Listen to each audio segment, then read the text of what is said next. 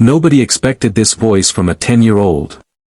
Face screaming in fear. Microphone. Simon Cowell speechless. AGT 2025-inch. The lights of America's Got Talent 2025 glimmered like stars across the vast stage.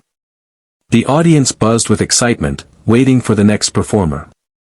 Then, a tiny figure walked out, a 10-year-old boy in worn-out sneakers, clutching a microphone almost too big for his hands.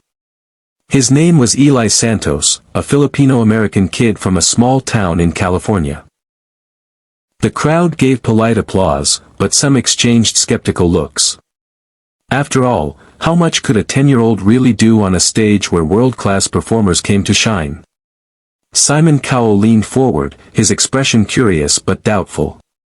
"So, Eli," he said in that familiar British tone, "what will you be singing today?" Eli smiled shyly. "I'm going to sing, 'You Raise Me Up,' for my mom." A hush swept across the room. His mother, sitting in the audience, pressed her hands together, eyes already glistening with emotion.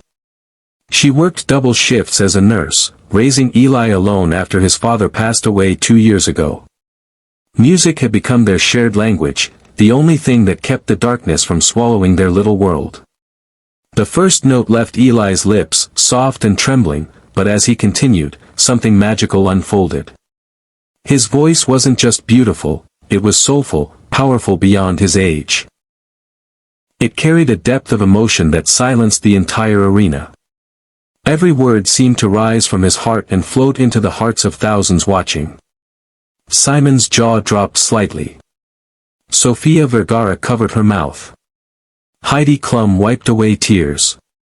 And for the first time in a long while, Howie Mandel simply closed his eyes, listening. The audience sat frozen, captivated by this small boy whose voice seemed to carry years of love, loss, and hope.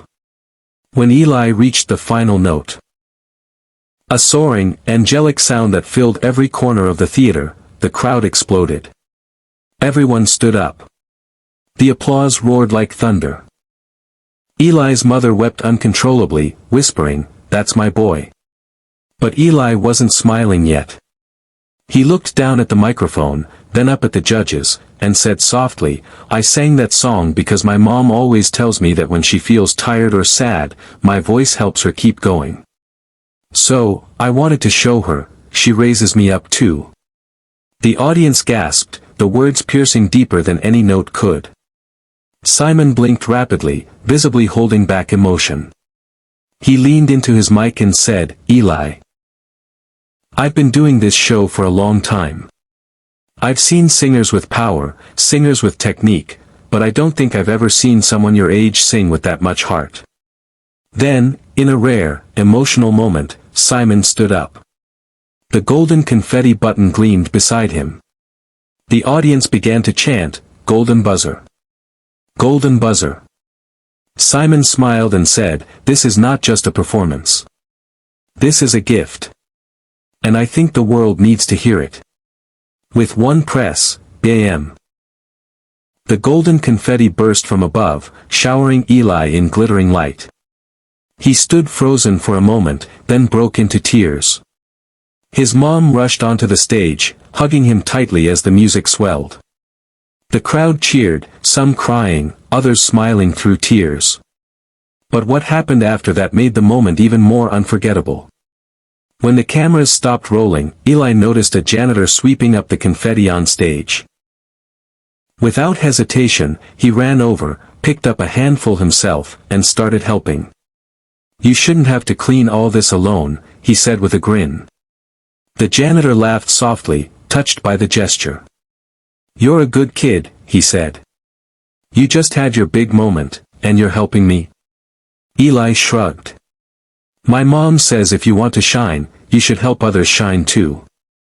Simon, who had quietly walked back on stage to congratulate him, saw this exchange. He stopped, watching, a little boy in a gold-dusted jacket helping sweep the floor with a man most people wouldn't even notice. Something inside him softened.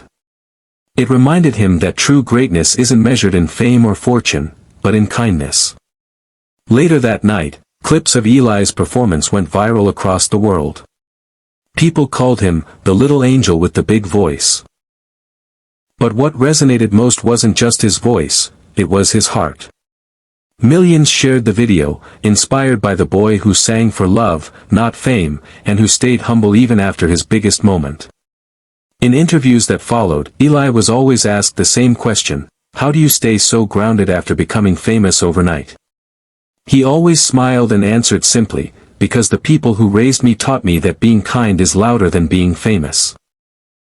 Months later, when Eli returned to AGT for the finals, his mother sat in the front row again. The judges greeted him like family, and Simon said before the show began, "Eli reminds us why we do this, to find not just talent, but humanity." When Eli began his new song, dedicated to all the parents and dreamers around the world, the audience stood long before the final note.